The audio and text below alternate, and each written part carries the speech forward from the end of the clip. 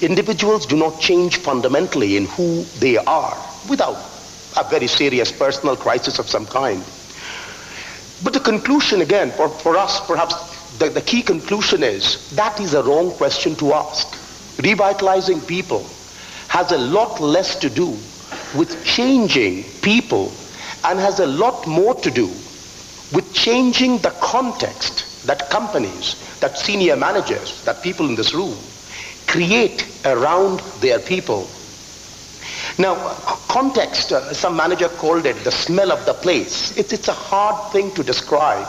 And let me try to describe it the best way I experience it, through my sort of personal experience, if you wish.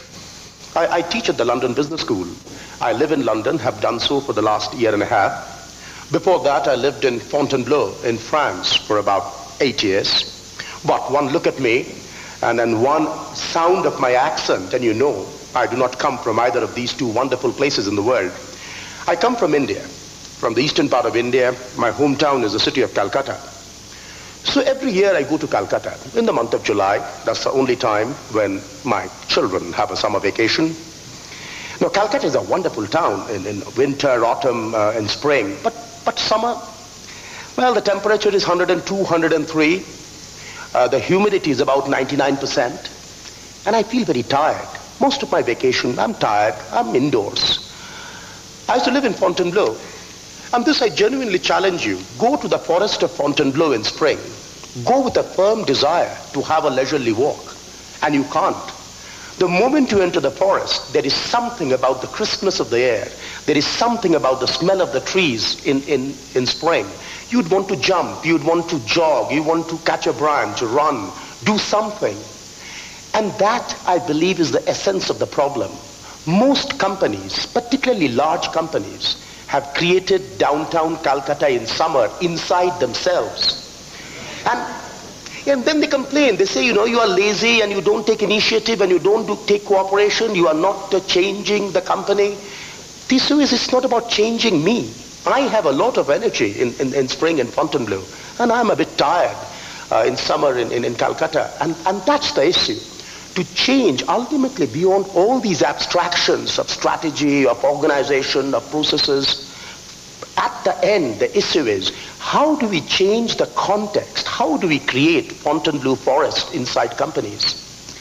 Now, what's the typical context? Typical may be too strong a word, but what's the context that you find in many companies?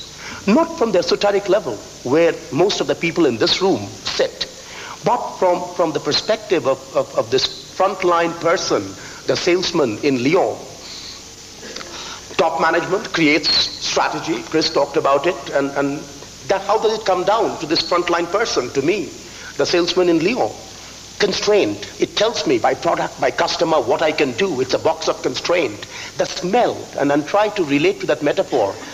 We all see it. We enter a place, in the first 5 minutes, you get a smell. You get it in the hum of people. You get it in the quality, the color. The smell is constrained. Compliance. Companies create this elaborate infrastructure of systems, planning systems, budgeting systems, financial systems. All of it boils down, by the time it travels down to me, the smell it creates for me is compliance. I got to comply. Control. My relationship, not just with my boss, but with the entire management infrastructure, is one of control. It exists to control me.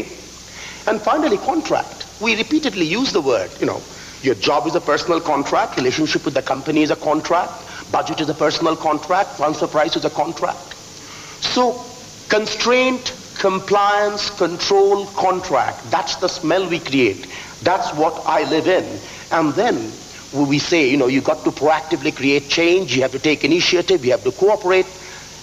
Where are you going to get those behaviors? What we found in our research, on the other hand, is a few companies that have created an environment that we describe as the dimensions of stretch, discipline, trust, and support. And let me take a minute or two to explain them. Where top management does not create this strategy that boils down as constraints, but rather creates an exciting set of values, an aggressive ambition, all of which create a smell of stretch. Not stretch, we want to be $100 billion company or anything, but stretch in the sense every individual all the time is trying to do more rather than less. Not compliance or all the systems that create compliance, not compliance, but discipline, embedding norms of self-discipline. And you can see that in companies. You can see where day-to-day behavior is shaped by these embedded norms of self-discipline. Self-discipline is, yes, it's meeting the budget, but it's much more. It is if a meeting starts at 9, everybody's there at 9. It is if people collectively agree to a decision in a management committee, even if individually you disagree, you do not start challenging that decision or unraveling it immediately outside in the corridor. I mean, in Intel, you see this norm, agree or disagree, but commit. Yes, people debate, people argue, but at the end, a decision is taken, and then agree or disagree, but commit. Self-discipline. Also, not control, but support. The whole role of senior management changes where they are not seen as the exercisers of control, but as those who exist with one purpose only, which is to help me win by access to resources, by coaching, by guidance. And finally, not contract, but trust. And trust more than this very contractual sense in which we use the word trust.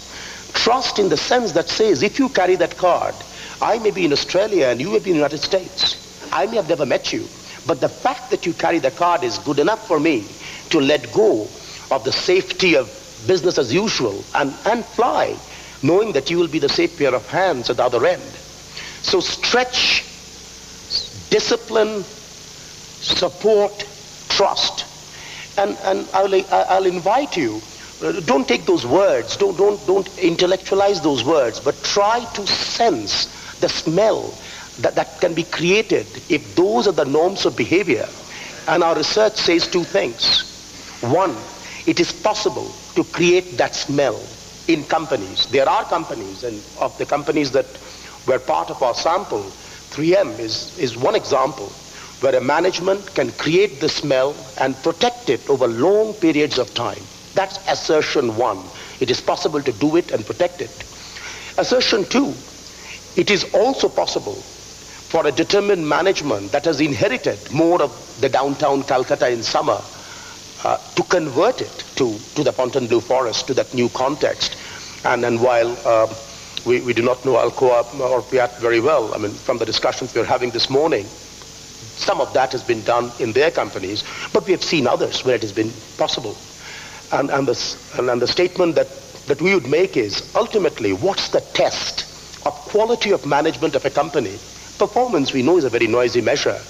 This, to our mind, is a real test of quality of management, the context that managers create that shapes the behaviors of people, creating this stretch, discipline, trust, and support.